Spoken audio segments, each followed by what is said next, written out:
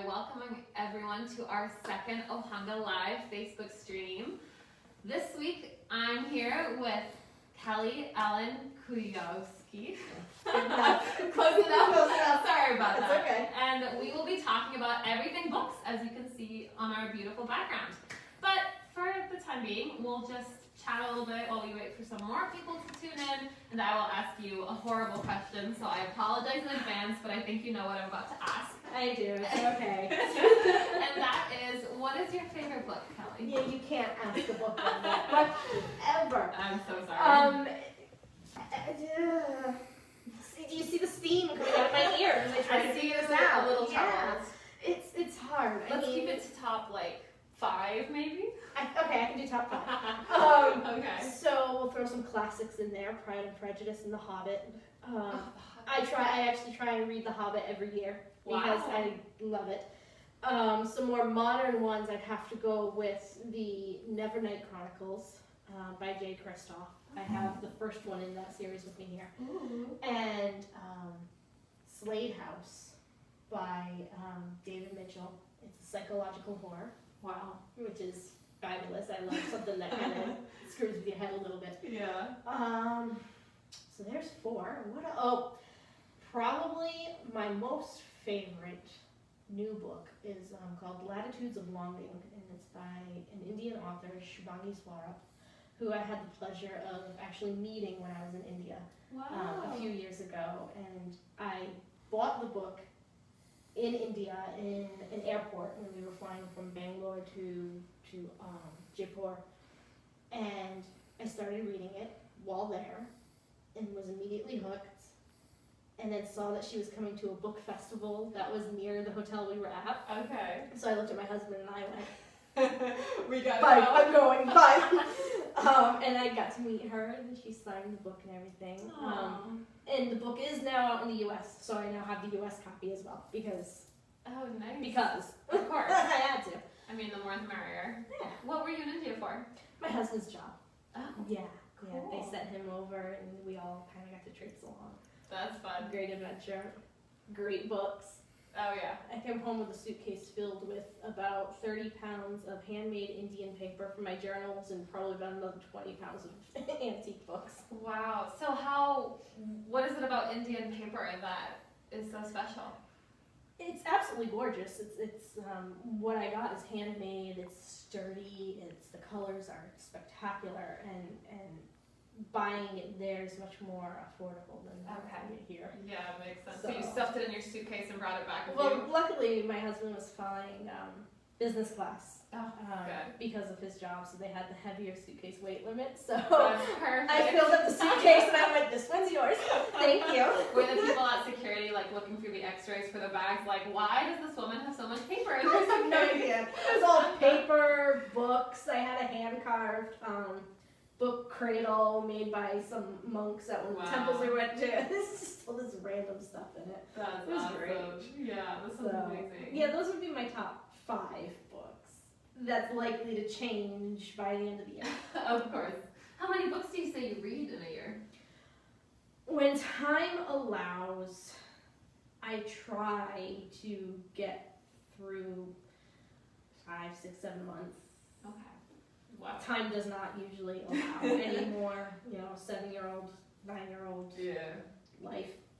Your business. Business. Yeah. Speaking of which, for our new viewers, welcome again to Ohanga Live, our second Facebook streaming by the fireplace. My name is Maggie. I'm here today with Kelly, owner and creator of Rarities Books Bindery. So I think, we've already started talking, but let's talk about Rarities Books Bindery specifically. So there's 2 parts of your business, right? Mm-hmm. You want to take us through it a little bit? So originally I opened the business as just Rarities Bindery. I had started back probably in about 2016, learning how to do bookbinding, restoration, and preservation work.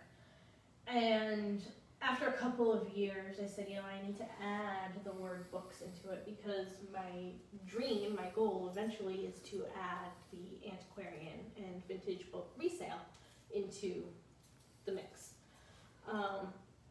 And that's kind of where we're at today, is mostly conservation work and restoration work, with the resale now starting to pick up a lot.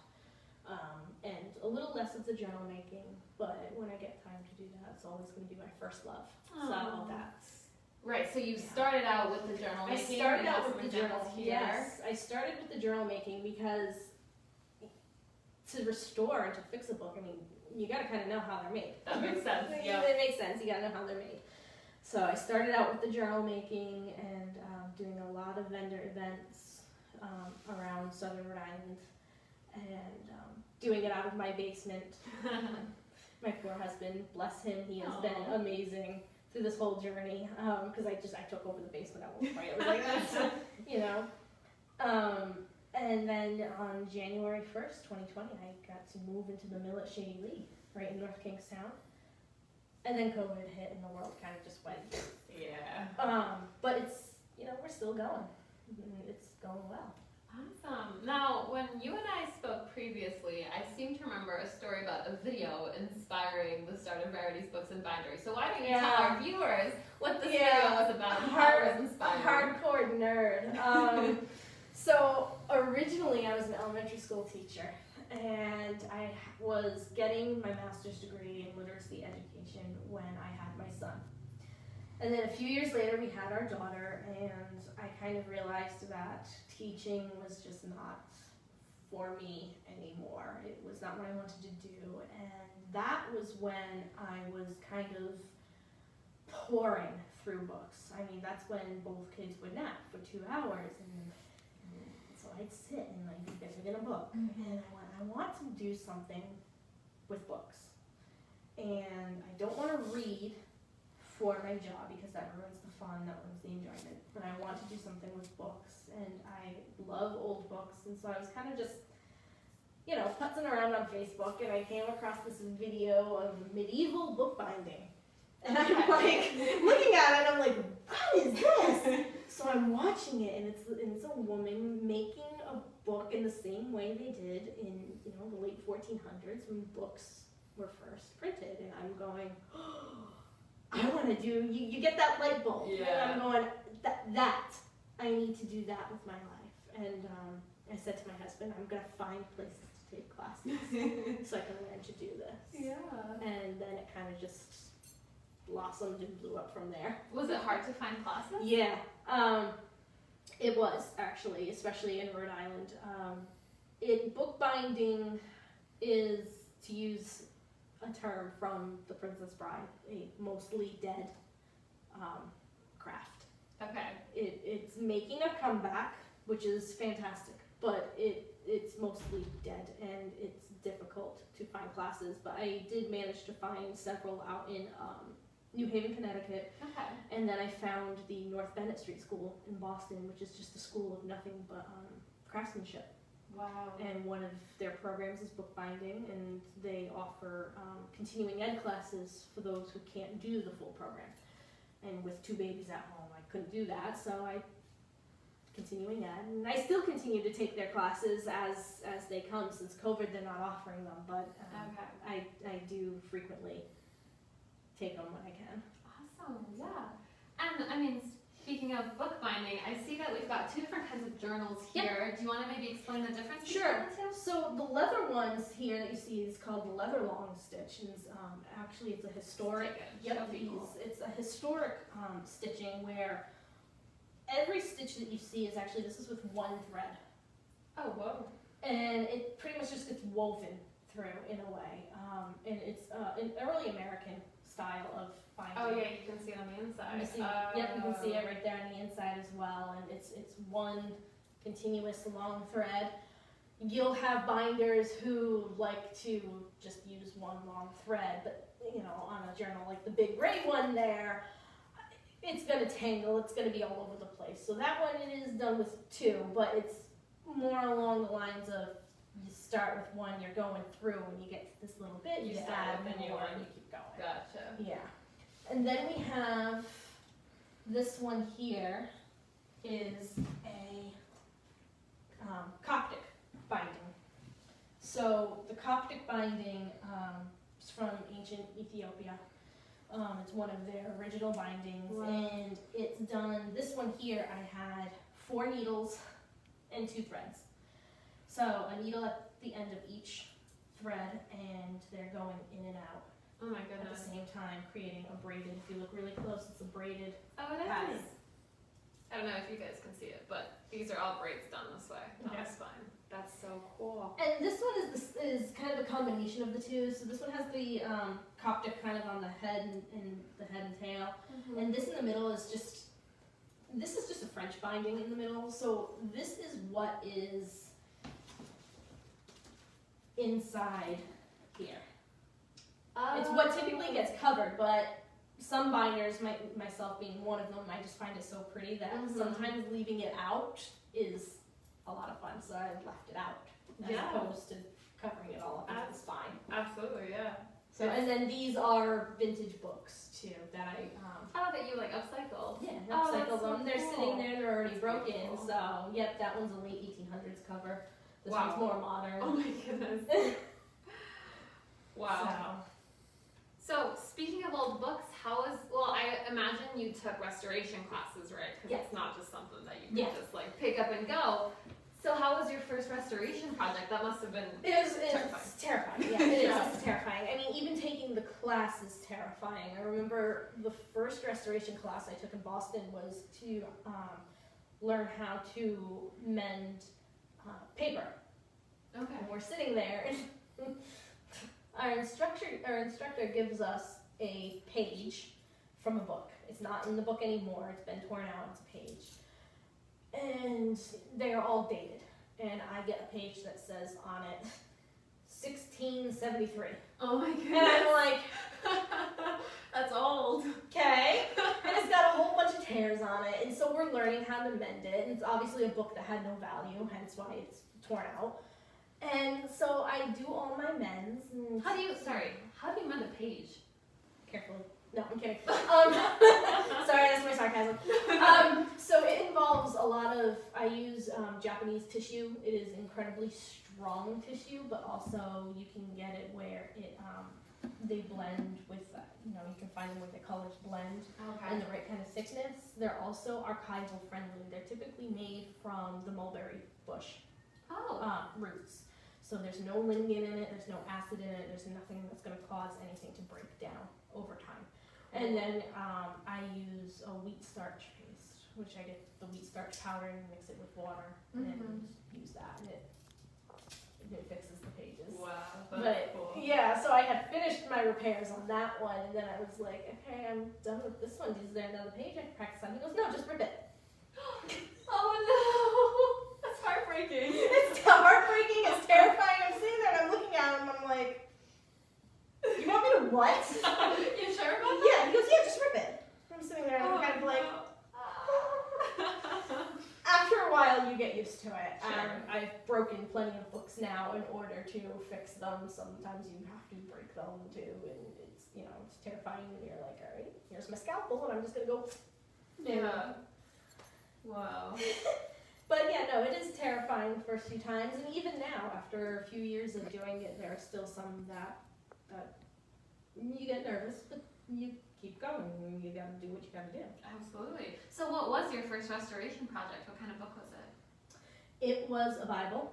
I get them frequently. It was a Bible that was owned by a woman who, it was her mother's, and her mother was still living. She's in her 90s, and her mother had purchased it when she was 15. Oh, And it was a paperback, and it was just completely fallen apart. The pages were falling out, it was all torn, the spine was concave instead of rounded, all this stuff. So I ended up taking it apart completely, stripped the spine off and everything.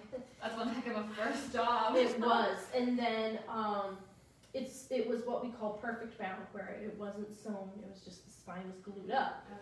So I re-glued it, but then I took a handsaw Wow. and I cut ridges into the newly glued spine so that I could add cord to kind of give it support. Okay. And then rebound the whole thing into a hardback for her. Aww. And that was my first one. So I assume it was a success. It was well received. Yeah. Wow. Absolutely Great. was, and it was fun to do too, because it was I'm sure. all these new things, and I have all these new tools to play with. Speaking of tools, so you mentioned the saw, which I wouldn't have imagined Yeah, in that kind of project. So what other kinds of interesting tools do you get to work with? So in my studio, if you come in and see it, which while you're here, you should come and visit. Oh, I will be there tomorrow morning. I'm not going to be there tomorrow morning, so no. But I have Big Red in there, which is a 250-pound cast iron book press. Wow. She's massive. I have 3 book presses in there total. I use a lot of small tools. Sorry, so used to like literally press the book so you can like put This it way. together? Oh, okay, vertically. This way, yeah, so that you can, it helps put weight on as you're trying to get it to dry, or if you're rounding the spine, and then there is one that goes this way too, a laying press, Okay. which is great for spine work. That way it's holding it up this way, so I can glue it, I can round it, I can do what I need to do with that. I use a lot of small tools, a lot of X-Actos, and scalpels, and Wow. Like surgery. brushes. It is, and I said to my husband when I had to order scalpel blades, he's like, you know this order's getting tracked by everyone. This woman orders so many yeah, things. and I'm ordering, scalpel blades and really small syringes so I can get glue to Wow. covers sometimes, and it was like, yeah, no, this is cool. But there's a lot of really cool stuff to use. Yeah, and where do you get the presses from? It doesn't sound like something you could just order on Amazon. No, it's not. A lot of people today make their own. A lot of Wow. wood boards and screw Okay. posts, and you can make them where you can just screw them tight enough, or with clamps that will hold the boards tight enough. Mhm. Being an antique lover, I was like, I don't want the real deal. Of course. I don't want the real deal. So BFG, which is no, not BFG, MFP, my first press. Or if it's not working or cooperating, my press. Of course. My first one my parents found online, they ordered for me, and it's a beautiful, it was kind of get me going, it's a beautiful all black cast iron, smaller press, and they had found that online somewhere, I don't remember where. And then I have my Coca-Cola press, which I call it that because I found it out in Cape Cod and completely covered in rust. Wow. And so I did the Coca-Cola thing where I put it in a Tupperware and I filled it with Coca-Cola and I used that to scrub it clean, and it worked! It worked! It worked! Wow. So I have my Coca-Cola press, and then I have Big Red. Big Red I found at an estate sale. Wow. A hobbyist had it. Okay. And I was like, nope, that's mine. I want it. And it took 2 guys to load it into my truck, and the whole back end of my truck went. Oh my goodness. But she's beautiful. So it's very hard finding the antique binding tools. Most of them are in England. That's where binding is still actually very popular. Okay. But You do what you gotta do. you do what you gotta do. You find what you can find, and you go from there. Yeah. So it's. You mentioned, so we talked about the paper from India. Where else do you get your paper from? So I try and get my paper locally. I get a lot of my Japanese paper from the paper warehouse up in Providence. It's called Paper Connection International. She gets a lot of papers imported from Japan that are gorgeous. So I tend to get a lot from her. And I tend to just kind of find whatever papers I have that are decorative, I always just kind of find here and there. The papers that I use inside the journals, I actually get straight from Mohawk, which is in New York, and they manufacture their paper in New York. Okay. They've been doing it for a very long time, and it's, if you feel the pages inside the journal, it's gorgeous. So It's gorgeous, soft paper, beautiful paper. I get it really from everywhere that I can. I order a lot from Hollanders online, and they get their paper. I get a lot of my Italian paper from them. Ooh. They have a lot of Italian paper. Nice. And what about the leather? The leather I source for the journals from a company out in Michigan. I always forget where they are. They're in Michigan, and they're called the Leather Guy. Quite literal. Quite literal, yeah. But I love his leather, so I ordered that from them. And then leather for restoration projects, I ordered from somebody, I believe he's in North Carolina, called Siegel Leather, and he has the archival leathers for restoration. And Okay. Wow. yeah. Cool. Well, I see that you brought us some goodies. So I did. I wasn't really sure what you would want, so I kind of All of tried to, I tried to kind of bring everything from different time periods. We can go newest to oldest, oldest to newest. Yeah, let's do newest to oldest. Newest to oldest. Yeah. Okay, so I mentioned earlier the Nevernight Chronicles. By One of J.K. your top Christoph. five One of my favorite top books. five. Okay. It's actually a series. There are 3 in the series. This is the first one. This is a special edition that I ordered from a bookstore in England because it was only printed in England. Whoa. It's got the really cool Oh, end look at papers, that. the dyed edges. Each book has a different color edge. Whoa. And they're all very limited, so this only has 250 copies of this edition. It's numbered and signed. Wow. I did meet Jay Christoph years ago in Chicago at Book Expo America, and I also have the advanced copy of this signed by him that I won in a competition that he held there. Actually, my mom won it for me in the competition. So this is one of my favorites. It is about a girl who is, it's an adult book, but it's about a girl who's about 17 whose entire family is executed, and so she goes to this place called the Red Church where she is training to become basically an expert assassin, so she can get revenge. There is lots of blood, gore, fighting, swearing, sarcasm, and sex. Adult rated. Adult rated, but it is fantastic. Wow. And it has one of my favorite quotes in it. I'll read it to you if you'd like. It's, so in this part, she's actually in a library that is ever-changing. Books that have never been written are in this library. It's very funky. And she's looking for a specific book, so she's talking to the librarian, and he's kind of like, I don't know why you want this book. She convinces him to help her find it, and he basically says to her, this is him saying he'll help her basically. Listen, girl, the books we love, they love us back. And just as we mark our places in the pages, those pages leave their marks on us. I can see it in you, sure as I see it in me. You are a daughter of words, a girl with a story to tell. Wow. And I'm like, anybody who loves books is gonna like That's that. their quote. Oh my goodness. So this is one of my all-time favorites. Yeah. No question, just because of that. Does she find the book she's looking for?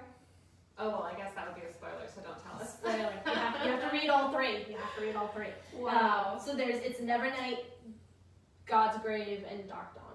Okay, so this is the first book of the So series. this is the first book, is Nevernight. Okay, Yeah.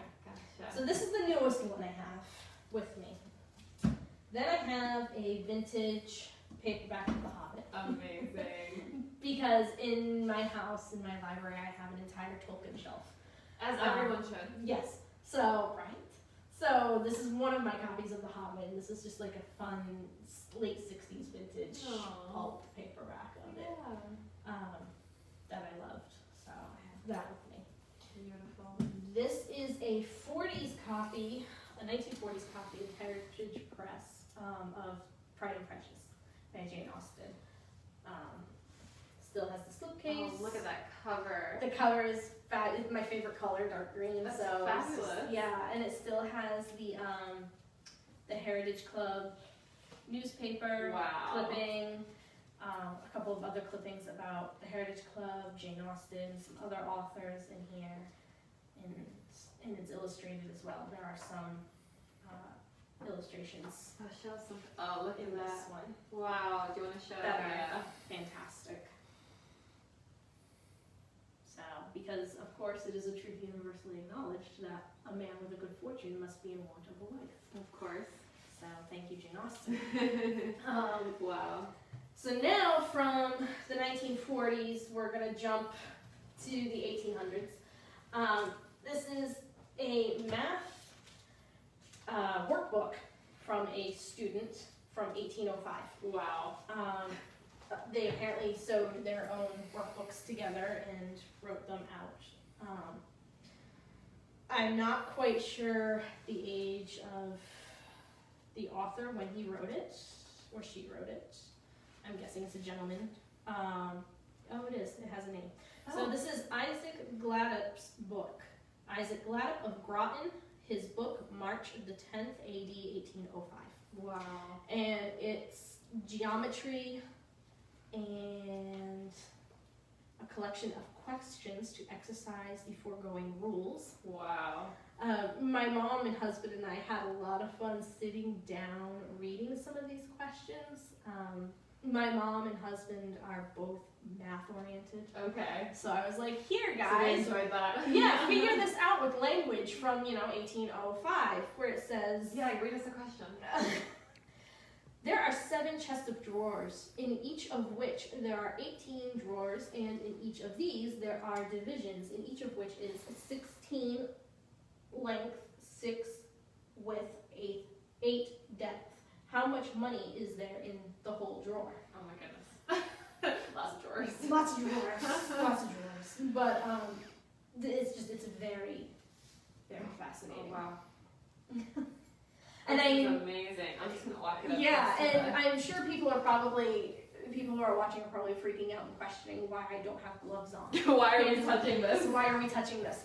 So it is an ongoing debate in the antiquarian book world with gloves and no gloves. Okay.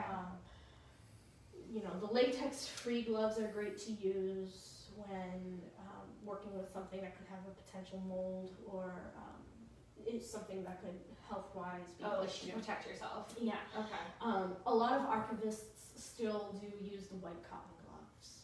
Wow. I personally am not a fan of them. Gloves, especially the white cotton ones, tend to be thick, which hinder your ability to feel the fragility of the paper, feel the thickness of the paper, feel the thickness or the fragility of the spine of the book. And it can cause other issues where if you're not changing them diligently enough, dust and dirt, possible mold pores from one can go to the other, and then it infects your entire collection. Wow, so they really act like infections. They can if it's Wow. if they're not changed out appropriately enough, or some people get sweaty hands. The oils from your hands can still seep through, get trapped in it, and cause issues as well. So I go by frequent hand washing with just a basic antibacterial soap in between projects as often as needed. Okay. My hands are so dry regularly that they just split all the time because I'm constantly washing my hands. But it's in my eyes, it's a safer route. Yeah. But you will still have people who say no, white cotton gloves. Huh. So Wow. I didn't know there was this kind of conflict in the community. there is. I didn't either until I really kind of got into this, and some people were like, "Why aren't you using gloves?" And I'm like, "That's a good question. Let me find out why I'm not wearing gloves." Let me come up with an explanation. And then talking to several of my instructors and people in the book world online, they're all kind of like, no, just wash your hands. Wow. Okay, Huh. it's fine. So now we'll go to the oldest, and this is my most prized possession in my collection. Oh my goodness. It was my anniversary gift from my husband a few years ago. It is well, I made this case for it. I do make preservation cases, Okay. so that is a service that I offer to help protect the books. So this is a atlas of ancient Rome. Oh my goodness. This is vellum on the outside, which is very, very thin sheepskin. It gets sheared very, very thin and is used to make the covers. And it still has, you can see the text handwritten on the spine for it. This was printed 1627. Oh my goodness. And it's one of my favorites because it has a repair done by a binder, would be my guess, in it, dated 1718. No way. My mind is blown. Wow. So, yep. That's so cool. So this is one of my favorites. And did you repair it? I haven't done any repairs. I haven't done Okay. anything to it. I'm leaving it as it is. I don't have much experience with vellum. That's something I do want to learn more about, but you know, as you can see, it's got quite some damage here. And the spine says Roma. Roma Antica. That's Italian. Yep. That means ancient Rome. Oh my goodness, can I touch it? Yes, you can. 300 something years old. Oh There. my god.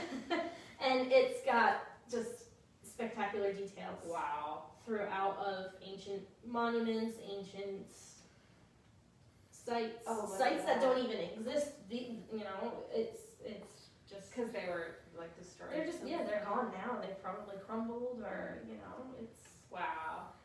Some of it's in Italian, some Oh, of it's yeah, in this Latin, some of it's, you know. This is Italian right here. Yeah. That's crazy. Wow. My mom, she's an archaeologist that specializes in ancient Rome. She would. I hope she's watching because she would die over this. Well, she'll have to come down to the studio, and I'll be sure to bring it with me that day. Oh She my can take a look. goodness. So Wow. that's one of my babies. What an anniversary gift. He really set the standard very high for you. I'm telling you, he is the greatest guy. Wow. And I'm sure right now, even though he's at home, probably watching this with the kids, his face is turning bright. Hi, honey. Amazing gift. Really, really amazing gift. Wow. So, yeah. That's amazing. So those are some of my favorites that I brought with me, and Wow. So you must have like libraries upon I bookshelves wish. I do in our finished basement. That's kind of where, because that's where my studio originally was. Okay. So Right. that's where the library was, and it still resides for now. If I could have bookshelves in every single room in the house, I absolutely would. But I don't think my husband would really want me to do that. Gotcha. If I could live in a library, I just would. Who wouldn't? Yeah. Yeah, really. The smell of books. Absolutely, yeah. So earlier during our live streaming, you mentioned wanting to get into the resale of antique books. So how does that work? How would that work? So what happened for me is I got very lucky in that the store where we bought this book is right in Kingston by URI's, the rare bookstore, and the owner of it and I got to talking and really hit it off, and she contacted me probably about 6 months later saying, would you be interested in learning about the antiquarian book world and helping me here at the store and eventually, you know, taking over and whatnot. Wow. And I said yes. Yes. Yes. And so she is, she's getting ready to downsize and to retire at this point. And I've been, even during COVID, I've been learning from her. She's been doing this for 40 years. So it's just been a wealth of amazing knowledge. And she is So the woman with it's- the book house. Yes, Correct. she has a house behind her house that's 2 floors of books. I will never forget that. I You almost mentioned it to me. died the first time I went over because her house itself is filled with books. And it's amazing. And she goes, oh no, you gotta come to the book house. And I'm like, I love my mom, but will you adopt me right now because oh my god. Take me into your family. Yeah, so Wow. it's amazing. So, you know, I've been learning under her and I've been helping her sell her books online throughout the pandemic. And it's been going well. Awesome. It's been going very well. And So yeah, I guess it seems that like can there's lead to our news. big announcement. So I am very happy to announce that on June 24th, I will actually be opening a antique and vintage bookstore at 396 Main Street in Wakefield, right next door to Calf Bar. I will be selling vintage and antique books, the handcrafted journals, and I will also be selling books from all local Rhode Island authors.